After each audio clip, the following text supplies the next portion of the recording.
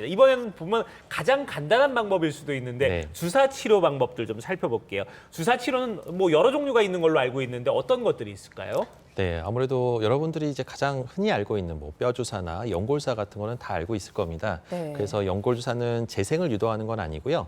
무릎 안에 관절 윤활유 역할, 경첩에 기름칠하듯이 기름칠해서 부드럽게 해주는 그런 연골주사 같은 것들이 있고요. 네. 스테로이드 주사는 아무래도 많이 아플 때 많이들 뭐 통증 클리닉이나 이런 데서 이제 통증을 완화시키기 위해서 염증 억제제를 줘야 되는데 이런 스테로이드 주사를 많이 맞게 되면 마치 뼈주사다, 뼈가 녹는다 이런 얘기도 있지만 말 그대로 관절염이 좀 일시적으로는 통증은 완화되지만 관절염을 더 악화시켜서 결국은 수술 시기를 앞당길 수가 있습니다. 그래서 그런 것들은 요즘에는 안 맞기를 권하고요. 되도록이면 요즘에는 최근에는 이제 DNA 주사나 아니면은 이 DNA 주사의 개념은 세포의 재생을 촉진시키면서 재생을 유도한다는 개념이고요. 그 밖에도 인대의 염증을 가라앉히면서 인대를 튼튼하게 해주는 인대 강화 주사, 증식 주사라는 것이 있습니다. 네, 이도저도 좀 무섭다 하시는 분들은 아무래도 이런 주사 치료를 많이 선호하실 텐데 그중에서 저희는 이번에 증식 주사 치료를 좀 자세히 살펴보려고 합니다. 어떤 치료법일까요? 네, 증식 주사는 말 그대로 무릎 모든 관절, 우리 인간의 모든 관절에는 인대라는 조직으로 관절을 감싸고 있습니다. 그래서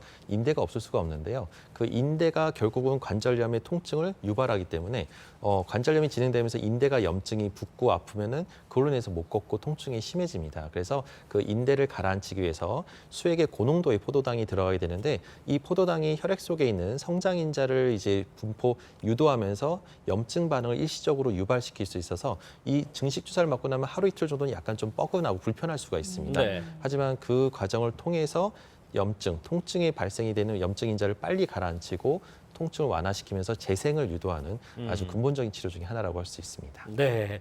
자, 그러면 이 증식 주사 치료가 어떤 장점을 가지고 있는지 우리 그 특징도 좀 살펴보면 좋을 것 같아요. 네, 증식 주사 치료의 특징은 아무래도 신체의 여러 관절에 모든 관절의 치료가 가능하고요.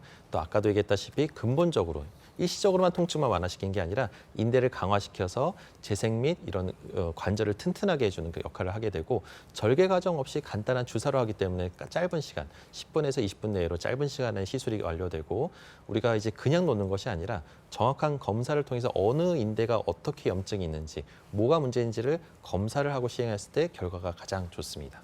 네, 이렇게 특징까지 살펴봤고 이번에는 주사 치료를 통해 좋아지신 분들 사례를 좀 만나보도록 하겠습니다.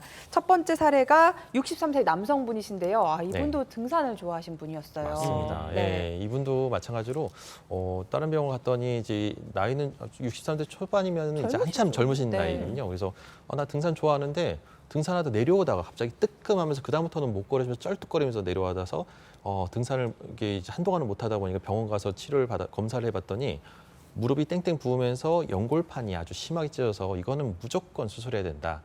수술 안 하면 뭐 아예 이제 못 걸어 다닐 거다라는 식으로 거의 반협박식으로 여기서 수술을 권유를 받았는데 네. 환자분이 아닌 것 같다. 나는 수술을 안 하고 싶다라고 해서 일적인 문제도 있었고 그래서 다른 치료 방법은 없는지 해서 왔던 분 중에 한 분입니다. 그래서 증식 주사 치료를 한 5번 정도 시행을 했고요.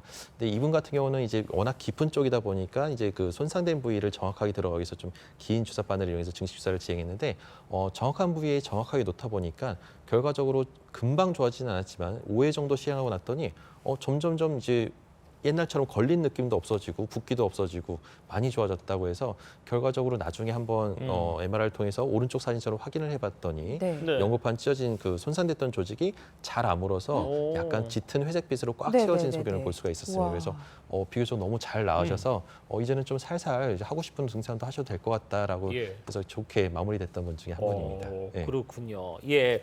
자, 그럼 다음 저희가 74세 여성분인데 이분도 이제 무릎 연골이 손상된 그분 케이스인 것 같은데 한번 살펴볼까요? 네, 이분 같은 경우 이제 연세가 74세시긴 한데 이 계단을 다니거나 이제 걸을 때 계단을 오르고 내릴 때 시큰거리면서 통증이 있는데 이거를 뭐 약을 먹어도 안 되고 연골살을 맞아도 일시적으로 잠깐 부드러운 듯 하다가도 금방 또 시큰거려서 효과가 치료 방법이 없나라고 오셨던 분 중에 한 분입니다. 그래서 이분 같은 경우도 한번 연골이 약간 그 대퇴활차라고 해서 앞쪽에 연골 손상이 있었는데 가만히 있거나 이럴 때 시큰거리고 붓고 아파서 주사 치료를 한번 해봅시다라고 해서 했던 분 중에 한 분입니다. 그런데 다행히도 주사를 꾸준하게 맞으면서 또 우리가 생활 습관에서 우리가 계단이나 등산이나 이런 안 좋은 습관들 오래 앉거나 양반다리 하는 걸 피하라고 했더니 그런 것들을 너무 잘 지켜주셨어요. 주셨어요. 그래서 그런 어머니의 노력과 또 저희 주사 치료를 통해서 결과적으로는 나중에 봤더니 그 연골이 움푹 파여서 떨어나가려 했던 부분이 잘 메꿔지면서 잘 아물었던 좋은 사례 중에 한 분이었던 걸로 기억합니다.